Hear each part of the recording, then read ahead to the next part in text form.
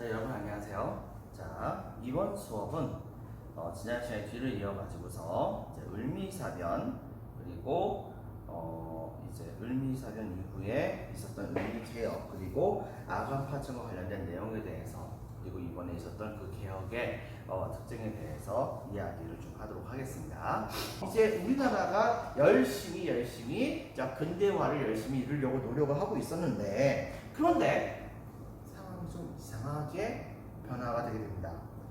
자, 별표 한 개, 삼국간서. 무슨 말이냐면 당시 일본은 청나라의 베이징까지 유혹할 수 있을 정도로 엄청난 군세를 자랑하고 있었기 때문에 그렇기 때문에 청나라는 어쩔 수 없이 일본에게 항복을 했고 그 결과 청나라하고 그다음에 일본은 바로 청나라가 일본에게 막대한 양에 해당하는 배상금을 물어줘야 한다라고 하는 그런 내용에 그리고 또 한 가지 일본은 요동지역을 차지하고 또한 타이완도 차지한다라고 하는 그런 내용에 이른바 핑크가 있겠습니다. 노모스키가 아니고 바로 시모노세키. 자, 시모노세키 조약이라고 하는 자, 그렇다고 한다면 당시에 이쪽은 이제 러시아고요. 이쪽은 이제 청나라죠. 타이완은 이쪽에 있습니다. 자, 일본은 이렇게 있다고 보시겠죠? 여러분들. 자, 이런 상황이었는데 이제 문제가 뭐가 있었냐면 당시에 청나라에게 요동반도를 이 당시에 빼앗겠다라고 얘기했던 것이 바로 이 시모노세키 조약의 내용이에요. 결과적으로 일본은 바로 이 지역을 전부 다 차지하고 여기까지도 차지하게 되는 상황이 벌어졌다고 볼 수 있겠죠? 자, 그런데 이제 문제가 뭐가 있었냐면 여러분들 이것을 굉장히 불편한 그 감정을 가지고서 바라보고 있었던 나라가 있었어요. 그 나라가 어디냐? 바로 러시아.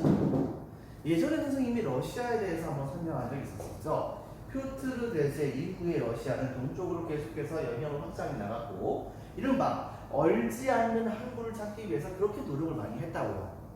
근데 당시에 러시아가 얼지 않는 항구를 찾을 수 있는 방법이 하나 있었어요. 무슨 방법이냐면 청나라를 압박해가지고서 만주 지역을 차지하는 겁니다. 만주 지역을 차지해서 요동반도까지 차지하면은 바로 러시아는 바로 강력한 해군을 이 요동반도에서 키울 수가 있었거든요. 자, 그런데 문제는 뭐냐? 이 러시아가 바다 나오게 된다고 한다면 가뜩이나 경쟁 상대가 많아가지고서 골치 아팠었던 영국의 입장에서는 굉장히 더 골치가 아프겠죠. 그래가지고 당시 어떻게 했었냐면 바로 이 영국은 러시아를 굉장히 견제했습니다. 그와 더불어서 유럽에 있는 여러 개 나라들도 전부 다가 러시아가 청나라에게서부터 얼지 않는 항구를 빼앗는 것을 굉장히 이때 당시에 막았었어요. 여러분들. 자, 그것 때문에 예전에 저 선생님하고 얘기한 적이 있었지만 그런 식의 문제 때문에 예전에 조선 중립국가론 같은 것들이 일어나기도 했었잖아요. 자, 그런데 이제 문제가 뭐가 생기냐면 웬 난데없이 어디서 듣도 보지도 못한 이상한 일본이라고 하는 놈이 갑자기 등장을 해가지고서 요동반도를 딱 먹겠다고 나선 겁니다. 러시아 입장에서는 자기가 군침을 흘리고 있는데 갑자기 일본 종이 먹겠다고 하니까 기분이 좋겠어요? 나쁘겠어요? 당연히 굉장히 나쁘겠죠.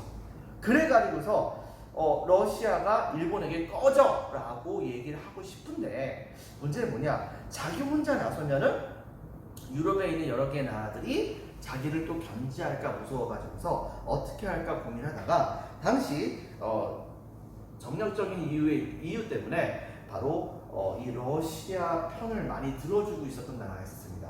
그 나라가 바로 프랑스인데요. 이 프랑스하고 그다음에 또 하나 이제 그 옆에 있었던 독일이라고 한 나라를 자기 편으로 끌어들이게 하고 끌어들이고서는 이 세 개의 나라가 공동으로 이때 당시에 청나라에게 요동반도를 일본이 빼앗는 것은 동아시아 지역에서의 평화를 유지하는 데 굉장히 나쁜 것이다 라고 하면서 일본을 외교적으로 압박을 하게 됩니다.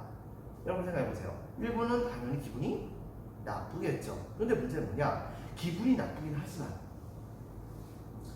그렇다고 하더라도 무시를 하면 러시아가 바로 일본이 자기네들이 했던 말을 무시했다라고 해가지고서 일본을 공격하면 일본 망하는 거잖아요. 때문에 당시에 일본은 눈물을 머금고 청나라에게 한 2천만 년 정도에 해당하는 운으로 이제 그 요동반도의 값을 대신 받고 이 요동반도를 바로 청나라에게 다시 돌려줍니다. 여러분들, 요동반도 다시 청나라에 돌려주고 일본은 이쪽 지역에 있는 섬을 전부 다 차지하게 된 거예요. 여러분들, 자, 이렇게 했던 것이 이른바 러시아와 프랑스와 독일, 영국은 아닙니다. 러시아와 프랑스와 독일이 간섭해서 청에게 요동반도를 반환하라 라고 얘기했었던 세 개의 나라가 간섭했다 라고 하는 건 내용에 이른바 삼국 간섭이라고 합니다. 밑줄 치겠습니다. 러시아의 주도로 프랑스와 독일이 간섭하여 청의 요동반도를 반환. 밑줄. 근데 이렇게 되면서 당시에 이 일본은 정신 못 차리는 거예요. 그러다 보니까 조선은 딱 보니까는 이야 이거 봐라, 일본이 세상에서 제일 셀 줄 알았더니 이 일본을 말 한마디로 물리치는 나라가 있었네. 그 나라가 바로 어디예요? 러시아. 이러다 보니까 조선의 입장에서는 야 러시아를 우리 편을 만든다면? 이라고 생각을 했던 사람들이 등장하게 되었던 것입니다. 국내에서는 일본의 세력을 바로 제압을 하기 위해서 명성황후를 중심으로 해서 러시아하고 같이 손잡자라고 하는 그런 움직임이 본격적으로 벌어지게 됩니다. 자, 그 과정 중에서 이때 당시에 일본이 이 사건을 이제 알게 됐던 것이죠. 먼저 보겠습니다. 을미사전 별표 1개. 자, 동감 1번. 명성황후 주도로 빈칸에 적겠습니다. 친러 정책. 적어주세요. 친러 정책. 자, 친러 정책을 추진하게 되자 그러자 순식간에 일본은 계속해서 조선이 아예 이번엔 러시아 편을 들려고 하니까 다 잡은 물고기를 러시아에게 넘겨주게 된 거예요. 당시에 일본의 영향력 하에 조선에서 근대화 정책을 추진하고 있었던 박영유는 사태가 심상치 않다는 것을 알게 돼가지고서 다시금 망명길을 떠나게 됐고, 동감 2번 박영유 망명. 그다음에 동감의 3번, 이번에는 바로 러시아와 친한 것을 목적으로 하는 제3차 김홍직 내각이 계속해서 설립이 되게 됩니다. 그러면서 이때 당시에 이 궁궐 안에서는 친일파들이 되게 세력을 많이 잃게 돼요. 하지만 10년의 노력을 통해 가지고서 조선을 뽑겠다고 이제 별로 썼던 일본인데 한순간에 러시아에게 조선을 뺏기는 게 정말로 좀 그렇잖아요. 그래가지고서 당시 일본은 절대로 이제 하지 말았어야 되는 행동을 해버립니다. 그것은 바로 뭐냐면 바로 어느 날 밤 일본의 미우라 공사라고 하는 공사가 이제 외교관이 우리나라에 처음 부임을 한 다음에 명성황후와 고종을 만나고 뒷구멍으로서 몰래 인천 지역을 중심으로 해가지고서 몰락했었던 사무라이의 후예들과 같은 그런 사람들, 낭인과 같은 그런 사람들, 동네 깡패라고 볼 수 있는 사람들이에요. 바로 이런 사람들과 그 다음에 일부 군인들을 동원해가지고서 야밤에 갑작스럽게 바로 이 궁궐을 습격을 하게 됩니다. 근데 이 습격을 하게 되는데 당시 물론 궁궐 안에서도 수비대는 있었겠죠. 하지만 당시에 일본의 군대에는 이제 비교가 안 됐던 거죠.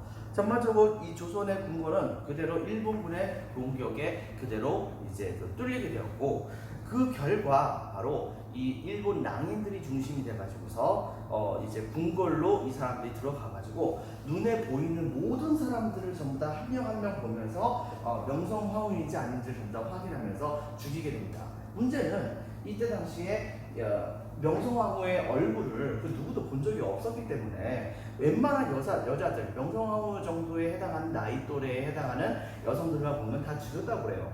결과적으로는 이때 당시에 많은 사람을 한 명 한 명 죽이다가 그러다가 최종적으로는 이때 당시에 명성황후가 이제 실제 기록이 이렇습니다. 러시아의 한 그 토목 기상가 이 사람이 실제로 이제 그런 장면을 봤었는데 뭐라고 얘기했냐면 이렇게 얘기해요. 당시에 이 일본인들이 가가지고서 조선의 궁녀들을 한 명 한 명 죽이면서 명성황후가 어디 있는지를 묻고 다녔던 겁니다.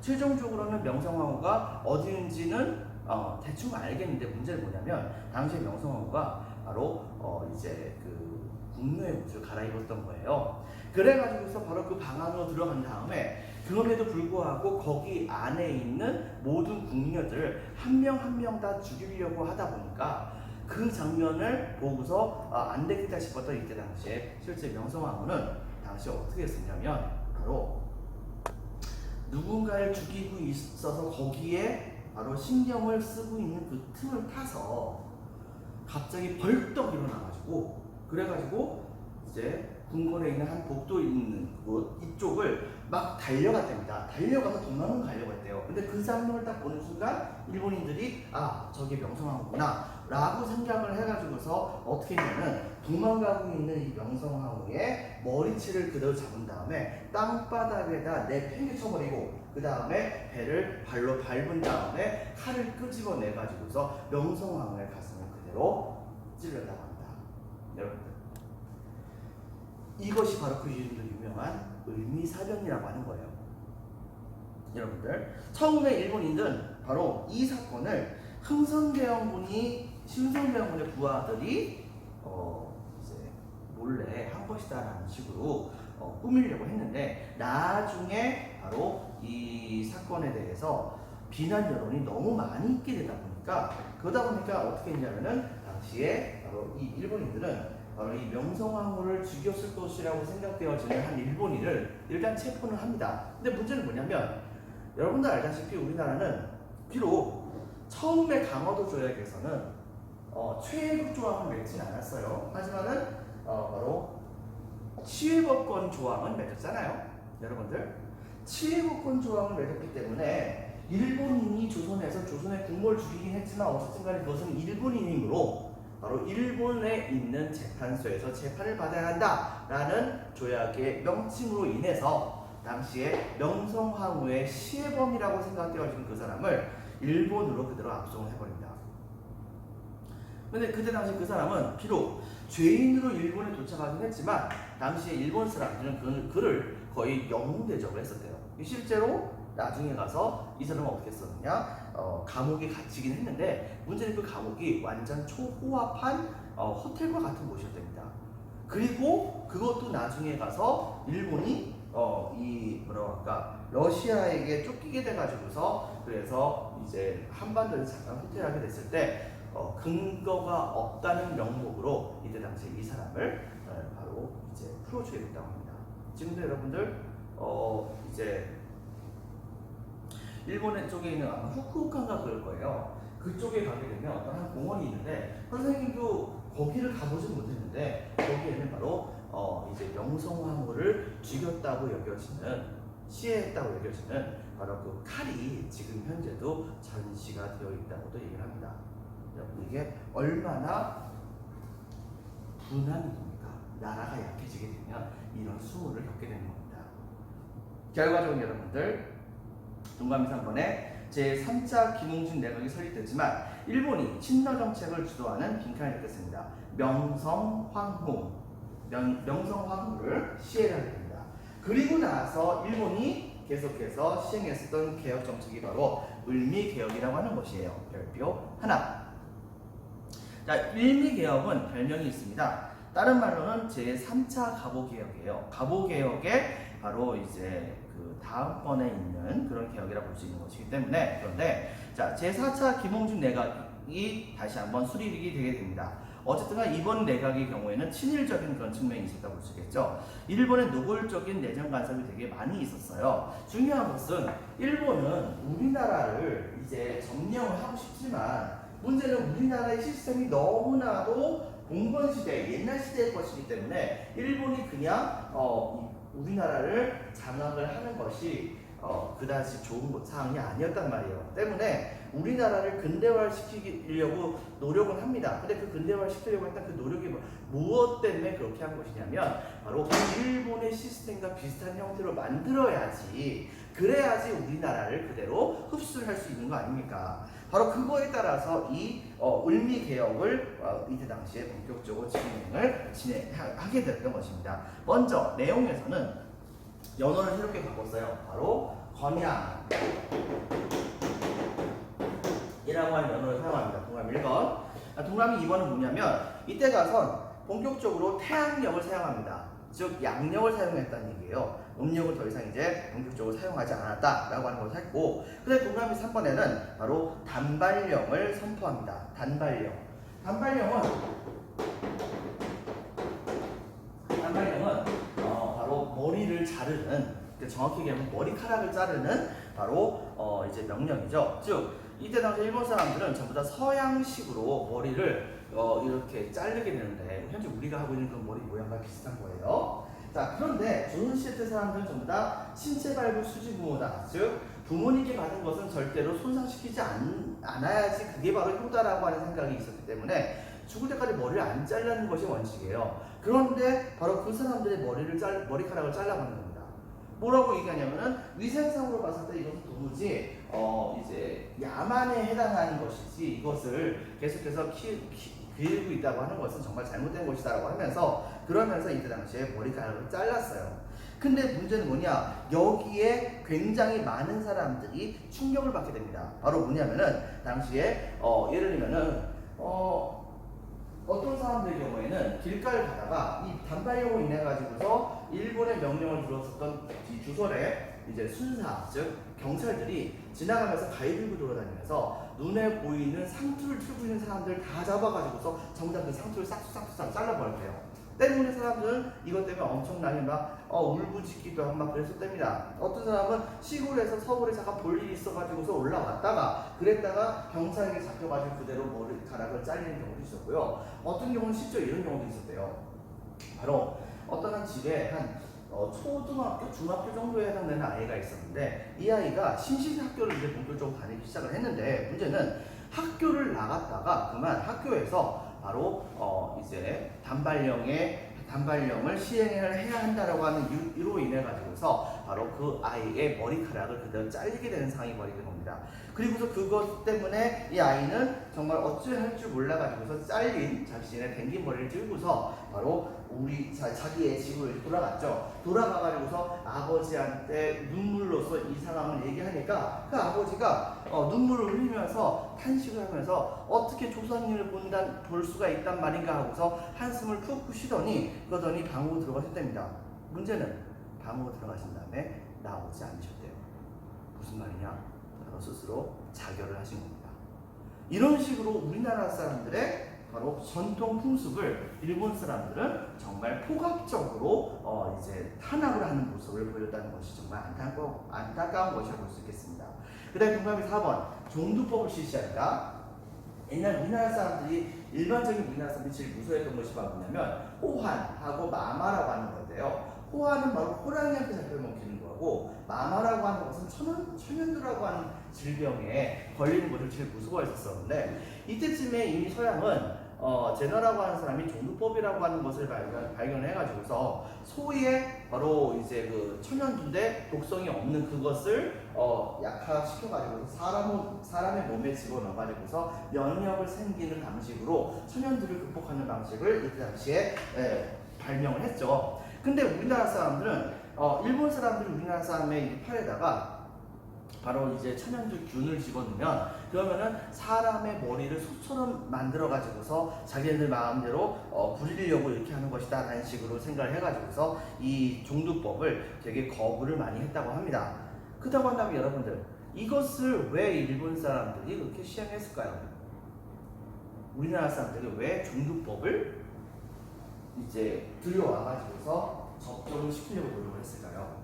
여러분들, 사실은 물론 이건 하나의 소리긴 하겠지만, 물론 우리나라 사람들에게 신신분물이 좋다라고 하는 것을 알려주기 위함이라고 하는 순수하게 바라볼 수 있는 측면도 있으나, 또 다른 면은 이런 것도 있는 겁니다. 바로 좀 전에 선생님이 얘기했잖아요. 우리나라 사람들이 세상에서 제일 무서워하는 게 바로 호환과 마마라고.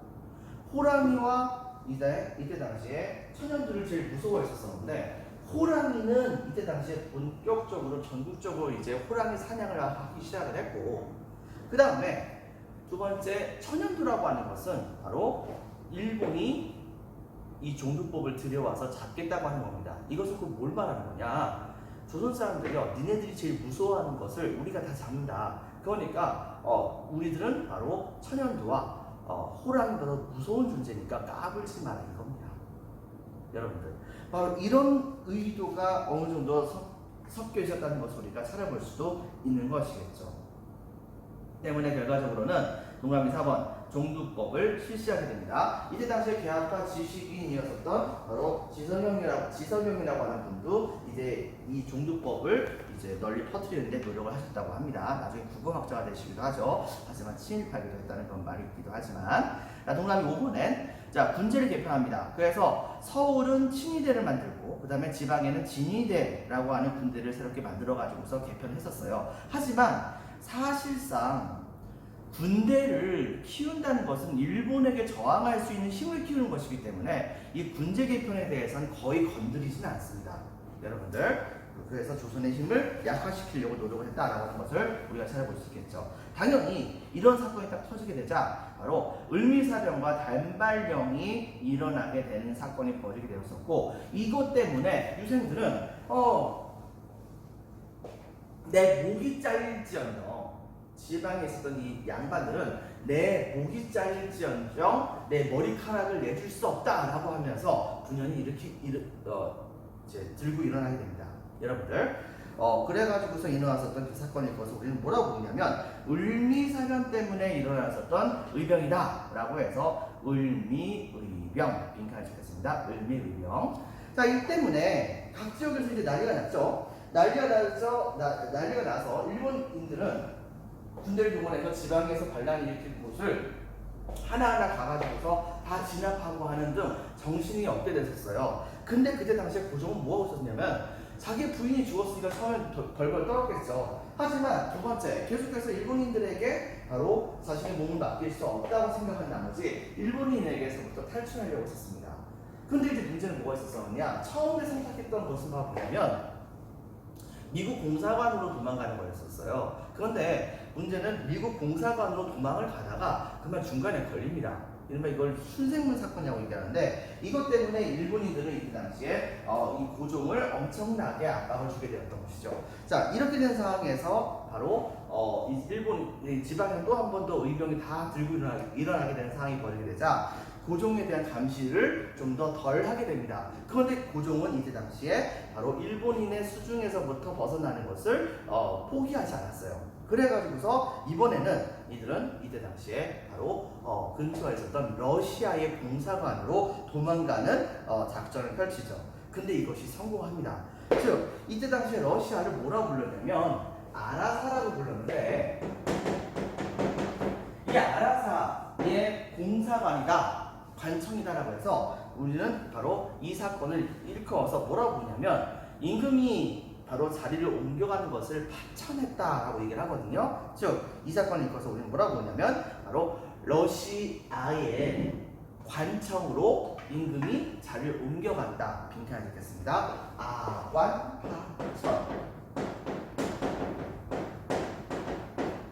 아관파천이라고 얘기합니다. 그래서 별표 하나 찍겠습니다. 아관파천.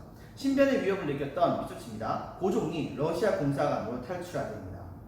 그러자 일본군들은 당시에 충격에 빠졌어요. 아니 고종이 그렇게 거기 도망갈지 몰랐거든요. 그래가지고 일본인들은 당장 지방에 내려가가지고서 의병들을 제압을 하다가 그분들 전부 다 중앙으로 끌고 와가지고서 어떻게 했냐면은 러시아의 공사관을 몇십 배로 빽빽 둘러싼 다음에 그 다음에 고종에게 당장 나와라 라고 하면서 그러면서 대포 갖다 놓고 막 위협도 하고 나오라고 막 소리치고 막 이렇게 했답니다. 근데 물론 이때 당시에 고종이 나올 리가 없겠죠.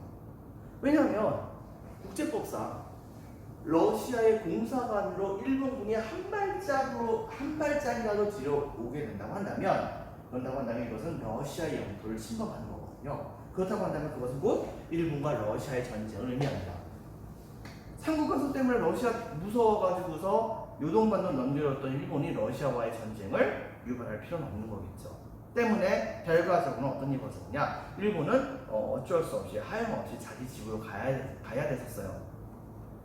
그래가지고 동그라미 1번 을미개혁이 중단됩니다.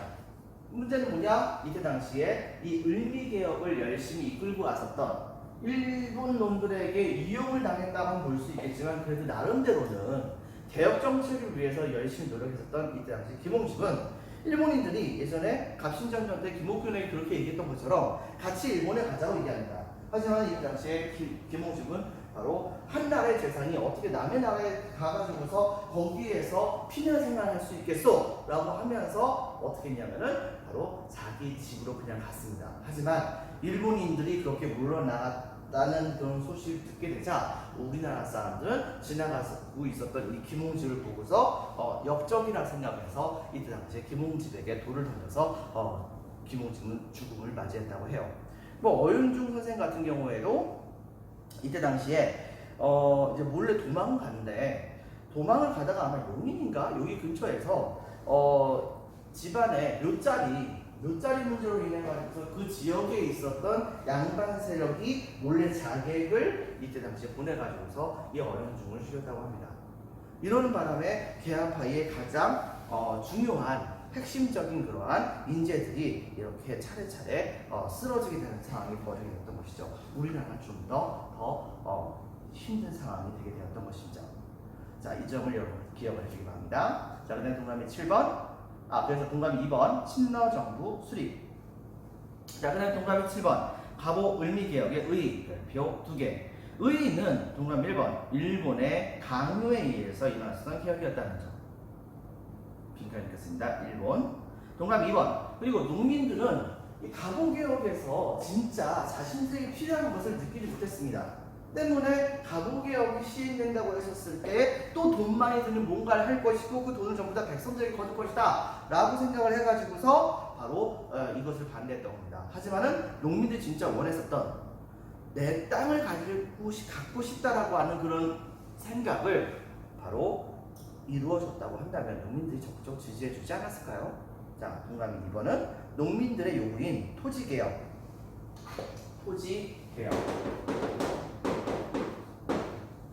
자, 이 토지개혁을 소홀히 했다는 문제가 있었습니다. 동감이 3번은 군사개혁 및 상공업의 개혁도 역시 소홀했었습니다. 왜? 조선이 부자가 되거나 군대가 강해지면 일본이 제압을 하지 못하니까.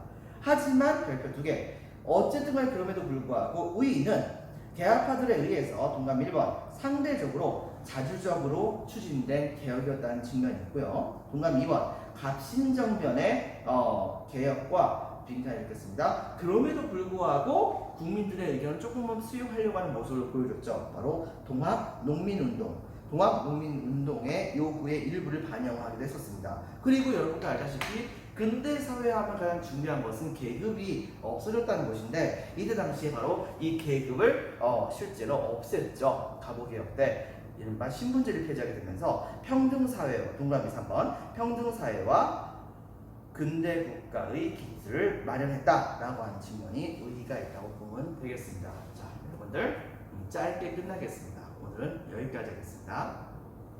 감사합니다.